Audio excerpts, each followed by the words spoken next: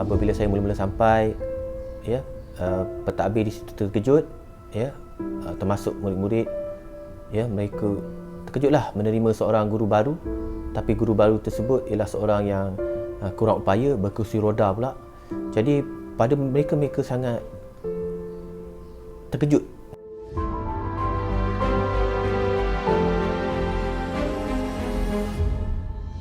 Kurang upaya bukan jadi penghalang. Di sebalik kesukaran menggunakan kursi roda, seorang guru muzik tidak pernah berputus asa untuk menabur bakti kepada generasi muda.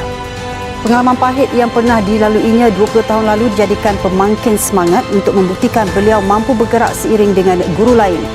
Lebih-lebih lagi apabila PKP dikuatkuasakan, sesi pengajaran dan pembelajaran bertukar kaedah secara dalam talian sepenuhnya.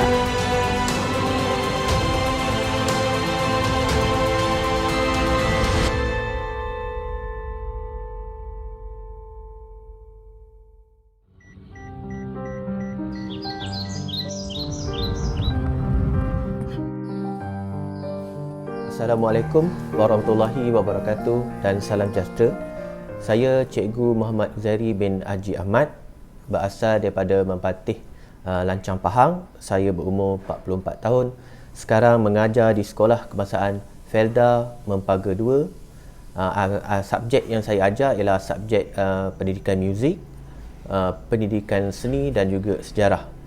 Saya sudah bekerja selama 19 tahun, hampir ke 20 tahun, dan saya telah mengalami kelumpuhan ni selama 20 tahun. Jadinya permulaan saya ialah saya jatuh daripada pokok dan mengalami kecederaan tulang belakang dan lumpuh sehingga sekarang lah. Jadinya saya posting pertama saya, tempat mengajar pertama saya ditempatkan di sebuah sekolah, di Sekolah Kebangsaan Jabur di Hulu Terengganu, Kuantan Pahang, dan seterusnya ini ada skala lah sekarang sekolah kedua saya, iaitu Sekolah Kebangsaan Felda Mempaga 2.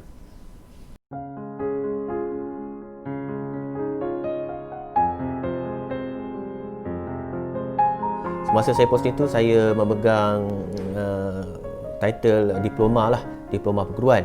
Dalam pada masa diploma tu, jadi cikgu tu, saya telah menyambung pelajaran ke peringkat ijazah dalam bidang pendidikan muzik sekolah rendah pada tahun 2011 dan berakhir pada 2015, dan sekarang pada tahun 2020 ni saya telah menyambung pengajian ke peringkat sarjana dalam bidang pengurusan pendidikan, dan saya masih lagi meneruskan perjuangan untuk menambah ilmu dan membuat yang terbaiklah untuk anak-anak murid saya di sekolah. Keadaan negara sekarang, ya, kita mengalami serangan virus, pandemik. Benda ni juga menjejaskan juga, ya, profession sebagai guru lah. Sekolah banyak yang tutup, tapi kami tetap kena mengajar seperti biasa, ya. Bukan kena sebab kami pun dah dibagi gaji apa semua, memang kami kena buat lah supaya murid-murid tak ketinggalan. Jadinya apa yang saya buat, yang disuruh oleh KPM, ya, ialah kita buat satu program PDPR, ya, iaitu pembelajaran dalam talian, ya. Jadi untuk buat ni memanglah mencabar, ya. Sebelum ni saya pernah juga buat, sebelum pandemik ni saya pernah buat je, tapi keadaannya memanglah agaknya kadang-kadang saya bagi video ke dalam WhatsApp untuk pelajar ikut pembelajaran recorder, kan. Kita tak cukup masa di sekolah. Petang pun kita buat latihan amali, bila di rumah pun malam kita buat latihan. Saya rakam saya punya video bermain recorder, lepas tu saya pun hantar kepada mereka untuk mereka berlatih pula di rumah. Kami pun cuba memahami mereka dan mereka pun cuba memahami apa pengajaran yang kami sampaikan. Okey, untuk itu saya memerlukan satu pengajaran dan pembelajaran yang kreatif dan murid akan berminat untuk menyertai, ya. Antara yang saya buat ialah saya buat pertandingan video-video pendek, sebab saya cikgu pendidikan muzik, buat pertandingan nyanyian, ya, solo patriotik, nyanyian solo sempena Hari Guru. Lepas tu dengan pertandingan tersebut saya buat ujian amali nyanyian. Jadinya mereka berminat sebab saya menyediakan hadiah, ya, walaupun dengan menggunakan wang sendiri, ya. Saya sangat seronoklah.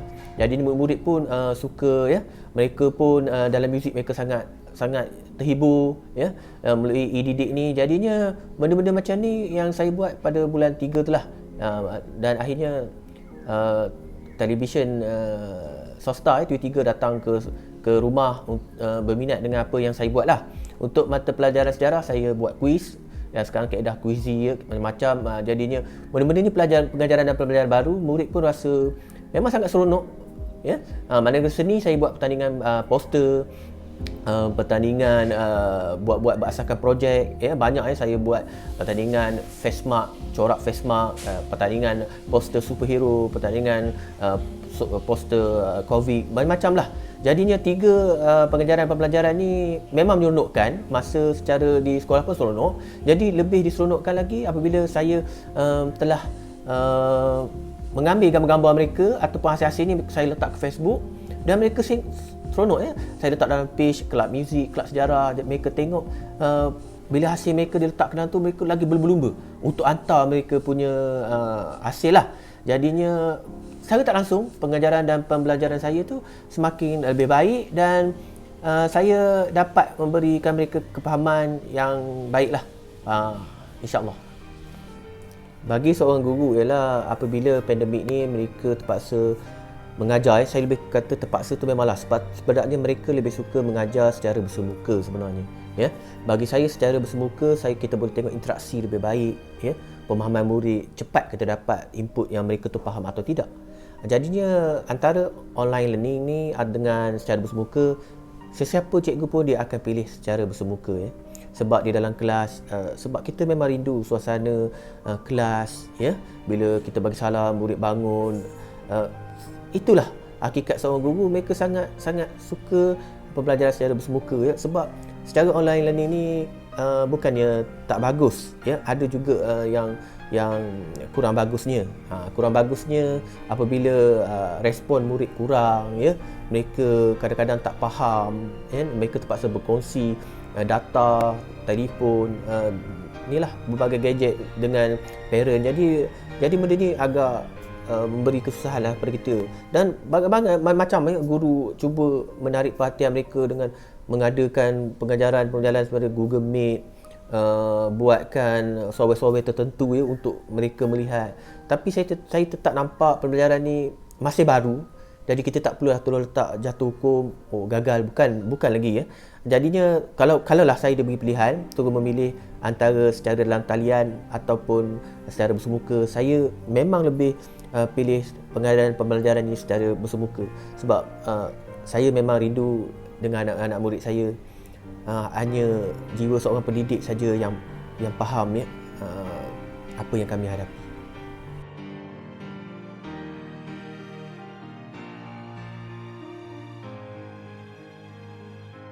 Baik, bila dikatakan tentang harapan ya, harapan ni harapan kepada murid-murid saya lah.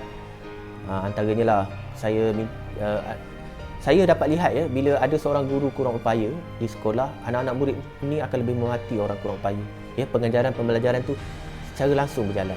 Ya, parking saya, tandas, mereka pun tahu jangan guna ya. Jadi generasi yang akan datang ni supaya menghormati kami ni ya, sebab kita perlukan ruang tempat ya di sudut dunia ni, kita ni perlukan benda macam tu. Untuk harapan kepada diri saya pula, saya berharap saya diberi kesihatan yang baik ya, untuk meneruskan perjuangan ni lah, untuk mencapai apa yang saya hajati ya. Lain-lain tu saya letakkan harapan dan doa tu lebih kepada Allah Subhanahu Wa Taala lah.